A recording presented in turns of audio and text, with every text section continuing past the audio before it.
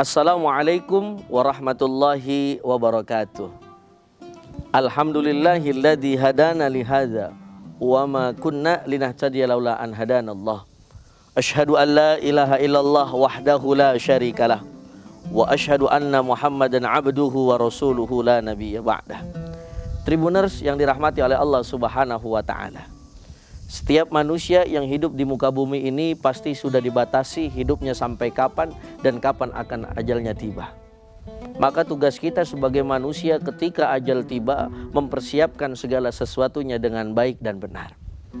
Seperti saat ini kita masuk di dalam bulan suci Ramadan. Tentu saja menjelang Idul Fitri ada tradisi yang tidak bisa kita tinggalkan, yaitu pergi yang namanya mudik. Bayangkan ketika kita ingin pulang kampung ke tempat di mana kita dilahirkan, otomatis banyak bekal yang harus kita persiapkan.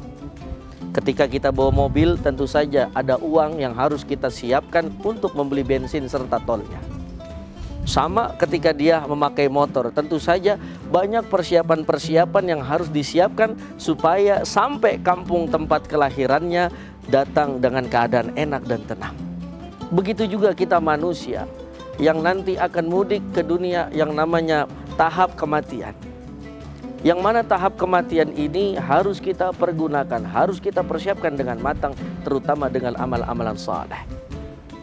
Makanya sampai dikatakan di dalam Al-Quran, tidak ada yang mampu ketika ajalnya tiba bisa mengakhiri ataupun nanti-nanti saja. Seperti firman Allah di dalam surah Al-A'raf ayat 34. A'udzubillahi minasyaitonirrajim. Bismillahirrahmanirrahim. Walikulli ummatin ajalun. Fa idza jaa ajaluhum la yastakhiruna sa'atan wa la yastaqdimun. Maka ketika sudah malaikat Israel ditugaskan oleh Allah Subhanahu wa taala, ya Israel cabut fulan, maka kita manusia tidak bisa menunda-nunda daripada kematian kita. Maka dari itu kita persiapkan dengan baik dan benar. Salat kita jaga 5 waktu, jangan sampai kita tinggalkan. Maka ada sebuah syair, walaupun hidup 1000 tahun bila tak sembahyang, apa gunanya walaupun hidup 1000 tahun bila tak sembahyang, apa gunanya. Karena modal utama daripada kita menghadapi kematian adalah bagaimana salat kita.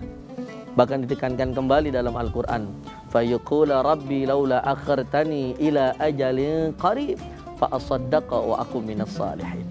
Maka ketika kita meninggal dunia, ajal kita tiba, kita dihantarkan oleh keluarga kita sampai liang lahat, sampai kuburan.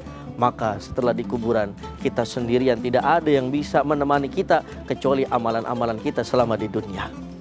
Apalagi ada sabda baginda Nabi Muhammad sallallahu alaihi wasallam, seluruh amalan kita bakal terputus kecuali 3 hal.